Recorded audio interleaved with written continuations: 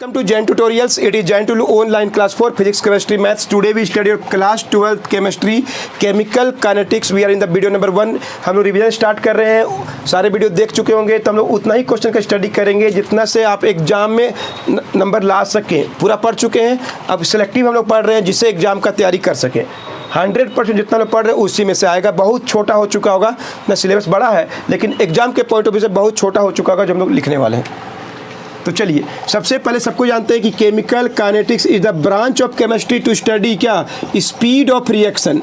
Reaction का speed के बारे में पढ़ा जाता है. छोड़िए बस, कोई रिएक्शन का दो भाग होता है, रिएक्टेंट और क्या होता है सबको पता है. इसको क्या बोलते हैं हम लोग, रिएक्टेंट. इसको क्या बोलते हैं, प्रोडक्ट. जो बनता है उसको प्रोडक्ट. फिर सबको पता है कि रिएक्टेंट धीरे धीरे क्या होने लगता है, डिकम्पोज होने लगता है. सबको याद आ रहा होगा. और प्रोडक्ट क्या होता है, धीरे धीरे बढ़ने लगता है, इंक्रीज होने लगता है, या फॉर्मेशन भी बोलते हैं इसको. कोई डाउट नहीं है. Reactant, product, decomposition, formation. जैसे एग्जांपल, A+B से हो गया C. टाइम का वैल्यू 0 मिनट, टाइम का वैल्यू 20 मिनट. इसका 10 है, इसका 15 है, इसका क्या है 0. कि 10 और 15 को बोलते हैं हम लोग active mass, mole per litre. 10 ग्राम मोल लिए हैं 1 लीटर में, 15 ग्राम मोल लिए हैं 1 लीटर में, 0 ग्राम मोल बना है. लेकिन जैसे ही 20 मिनट हुआ, इसका हो गया घट के 8, इसका घट के हो गया 10 और इसका हो गया बढ़ के 2. A+B से हो गया C. तो देखिए घटा कि नहीं घटा, घटा कि नहीं घटा, बढ़ा कि नहीं बढ़ा. घटना इज कॉल्ड डिकम्पोजिशन, घटना इज कॉल्ड डिकम्पोजिशन, बढ़ना इज कॉल्ड फॉर्मेशन. कोई डाउट नहीं किसी को. तो सबसे पहले व्हाट इज, ये क्वेश्चन एग्जाम का क्वेश्चन है, रेट ऑफ रिएक्शन किस पे डिपेंड करता है. और एक न्यूमेरिकल, किस रेट से रिएक्शन हो रहा है, मतलब किस रेट से ये लोग घट रहा है और ये लोग बढ़ रहा है कि नहीं. कुछ नहीं करना है. Rate of reaction is given by change of active masses, change of active masses per unit time. जितना टाइम लग रहा है उसे डिवाइड विथ देयर क्या, कोफिशिएंट. जो भी है कोफिशिएंट, बैलेंस इक्वेशन होना चाहिए, गुणांक से डिवाइड करना चाहिए, घटने वाला को माइनस बोलना चाहिए.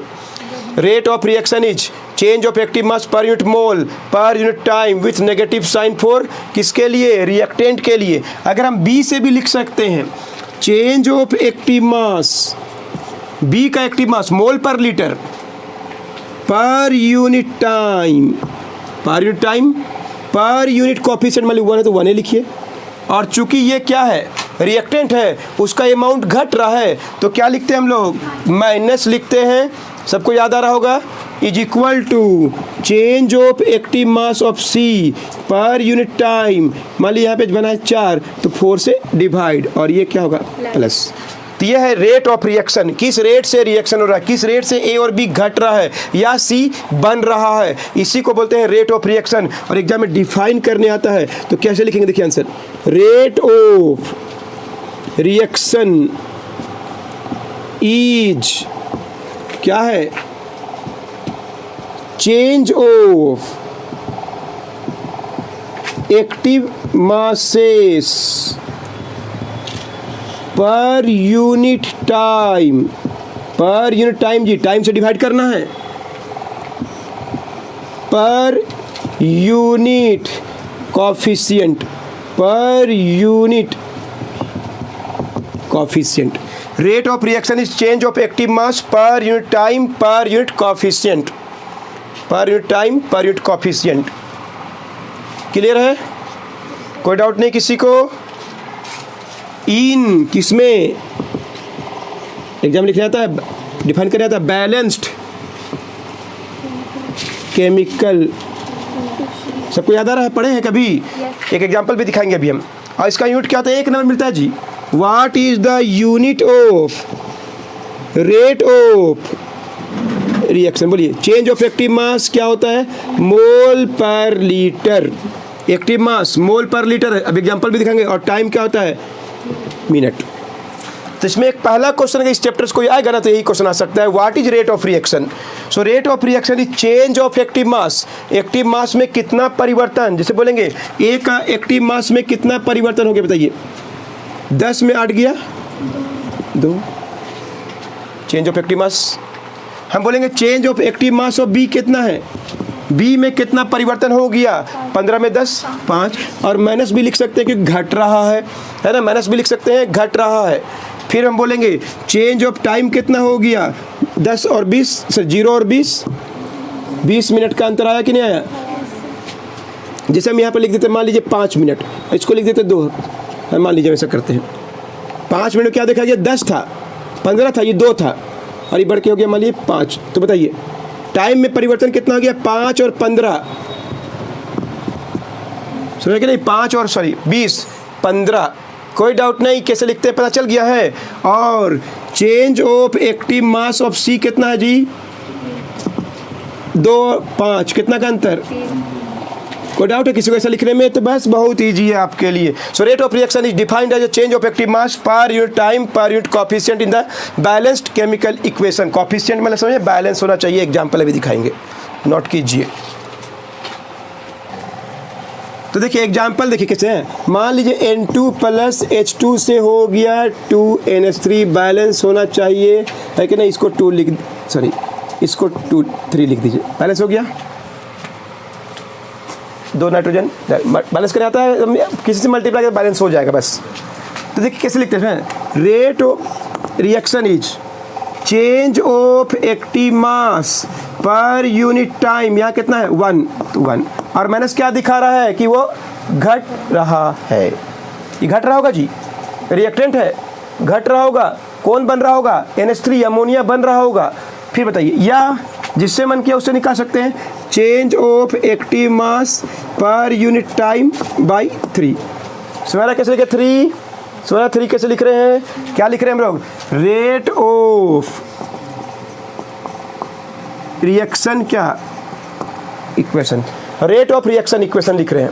इस रिएक्शन का रेट ऑफ रिएक्शन इक्वेशन 3 से क्यों डिवाइड किए, 3 हाइड्रोजन है, is equal to change of active mass of ammonia per unit time, और ये क्या होगा प्लस। अगर हमको सिर्फ ऐसा निकालेंगे, ध्यान सुनिए, change of active mass per unit time, तो 1 इंटू आर बोलते हैं, 1 इंटू आर, मतलब नाइट्रोजन का घटने का दर 1 इंटू आर है, घट रहा है कि नहीं वाला। तो इसको हम ऐसा पढ़ते हैं, रेट ऑफ डिकम्पोजिशन ऑफ क्या बोलते हैं, N2, rate of decomposition of N2 क्या निकालेंगे, change of active mass per unit time. एक और देखिए, अगर हमको निकालने बोल दिया rate of decomposition of hydrogen, hydrogen भी घट रहा है जी, क्योंकि ये भी क्या है, रिएक्टेंट है जी, यानी क्या निकालने बोल रहा है, डेल्टा H2 बाई क्या निकालने बोल रहा है, डेल्टा 2। किस रिएक्शंस के साथ क्या गुना, देखिए है कि नहीं, ये चीज़ निकालना को बोलते हैं हम लोग क्या, rate of decomposition of H2 के घटने का दर कितना होगा, 3 into R, 3 into R, clear है। Rate of formation of NH3 बन रहा है जी, NH3 बन रहा है, यानी आपको ये लिखना है, तो छूट गया था, 2 लिखना जरूरी है ना, 2 लिखना जरूरी है, हम भूल से नहीं लिखे, आप समझ में आ गया लिखना था क्या होगा, change of active mass of ammonia by time by 2, हटाइए, रिएक्शन बोलेंगे तो लिखना है, और रेट ऑफ फॉर्मेशन में नहीं लिखना है, और आर के साथ 1 नंबर एग्जाम मिल जाएगा जी, क्या संबंध है, 2 गुना आर, ऐसा लिखने आता है एग्जाम में,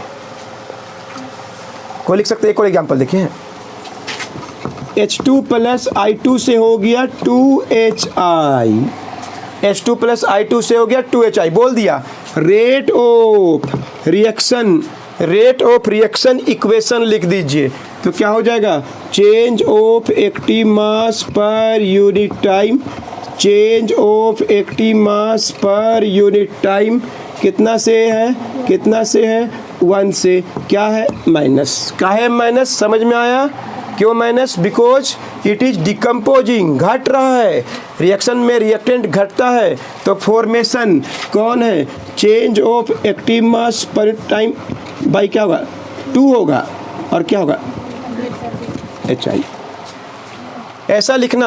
और यूनिट क्या होता है जी, सबका यूनिट क्या होता है, मोल। 1 नंबर मिलता है, क्वेश्चन बैंक पढ़ के देख लीजिए। ओह सॉरी, हम ही से गलती हो गया, तो पहचान रही तो अच्छा ही बात है।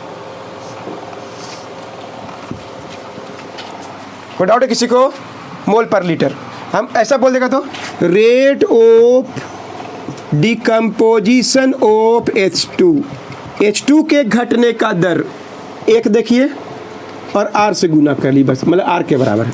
जिस हिसाब से रिएक्शन घट रहा है उसी हिसाब से हाइड्रोजन भी घट रहा होगा।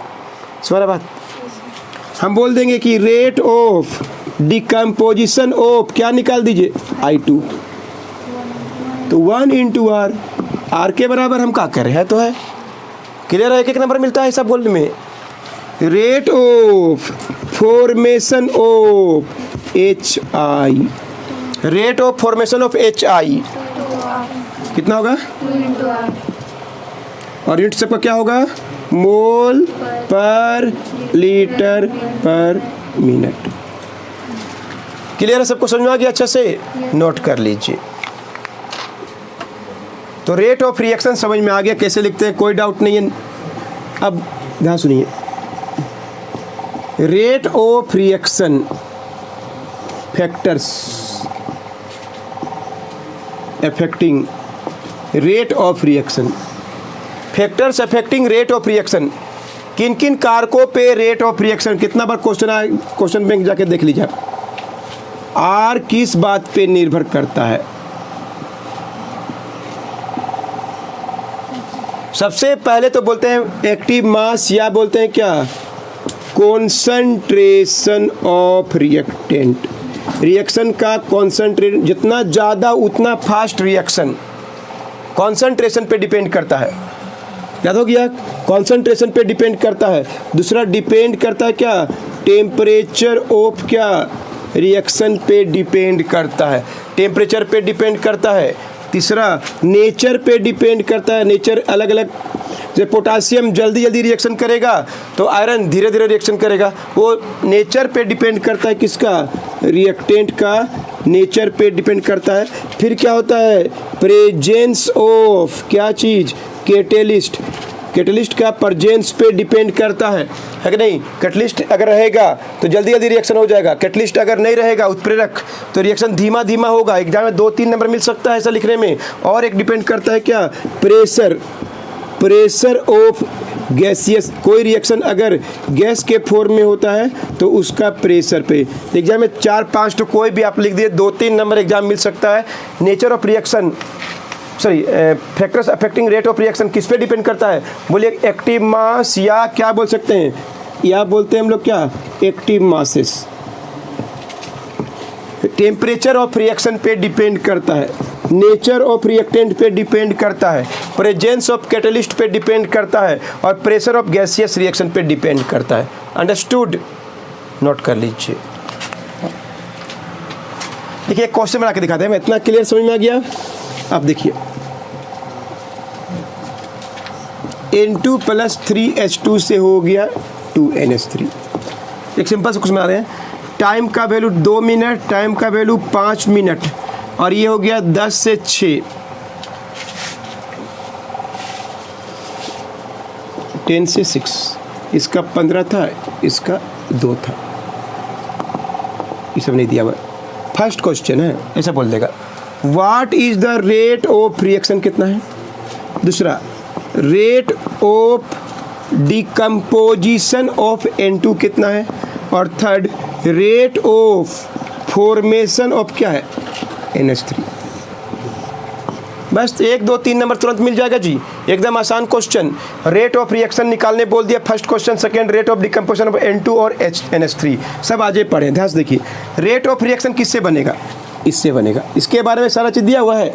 क्या दिया हुआ है, R निकालना है तो change of active mass per unit time, per unit क्या है 3 से। इतना कर देंगे एक नंबर तुरंत है जी। माइनस साइन क्या दिखा रहा है, घट रहा है, बस माइनस घटने के लिए न्यूमेरिकल नहीं लिखेंगे चलेगा। तो बताइए रेट ऑफ रिएक्शन निकालने आ गया, रिएक्शन दिया हुआ है, कितना चेंज ऑफ एक्टिव मास हुआ, किसका अच्छा से दिया हुआ, इसके बारे इससे नहीं बनेगा, इससे नहीं बनेगा, जो दिया हुआ पूरा उससे बनेगा। H2 का एक्टिव मास के बारे में शुरू में कितना था, बाद में कितना, घट गया कि नहीं घट गया, कितना घट गया, 4, 4 मोल पर लीटर। तो क्या आंसर होगा, देखिए चेंज ऑफ टाइम भी दिया हुआ आपको, चेंज ऑफ टाइम कितना दिया हुआ है, 2 से क्या हो गया 5, तो क्या होगा 3 मिनट। चेंज ऑफ एक्टिव मास 4 है, चेंज ऑफ टाइम 3 मिनट है, आर निकालना है, चेंज ऑफ एक्टिव मास पर टाइम। क्लियर है, कोई डाउट नहीं किसी को। अब बोलिए change of active mass of hydrogen कितना हो जाएगा, 4/3 और टाइम कितना है 3, तो क्या 4/9 मोल पर लीटर पर मिनट। अंडरस्टूड, कोई भी कर सकता है, एकदम सिंपल क्वेश्चन आता है, बस जानने का जरूरत है और कुछ नहीं। क्लियर है। Rate of decomposition of nitrogen, nitrogen के घटने का दर R = क्या हो जाएगा, change of active mass of nitrogen पर यूनिट टाइम कितना है 1, तो इसे तो निकलेगा नहीं, सीधे क्या कर दीजिए 1 × R से बना लीजिए इसको, 1 × R, क्योंकि पूरा नहीं दिया हुआ है तो इसको change of active mass of nitrogen बोल दिया, ये निकालना है, R से बनेगा कितना है 1 × R से, मतलब 1 × 4/9 = क्या है 4/9 मोल पर लीटर पर मिनट। सबको सेम है। Rate of formation of NH3, rate of formation of NH3 का बनने का प्रक्रिया जी क्या होगा, change of active mass per unit time. Clear है, ये निकालना है लेकिन नहीं दिया है पूरा, कहाँ दिया है इसके बारे में कैसे निकालेंगे नहीं पता है, तो क्या कितना गुना R, 2 गुना R से 2 गुना 4/9 8/9 मोल पर लीटर पर मिनट। तो ऐसे बना सकते हैं। तो ऐसा क्वेश्चन में बहुत सा बनाएंगे, सबको प्रैक्टिस कर लेना चाहिए, आपको एकदम इजी आता है, बस आपको जानने का तरीका बस पता होना चाहिए। तो इतना याद रखिएगा, इतना आपको अगला वीडियो से पहले नोट कर लेना चाहिए, एक अलग कॉपी कर लेना चाहिए, और भी उसके आगे बताएंगे आपको इन नेक्स्ट वीडियो, नोट कर लीजिए।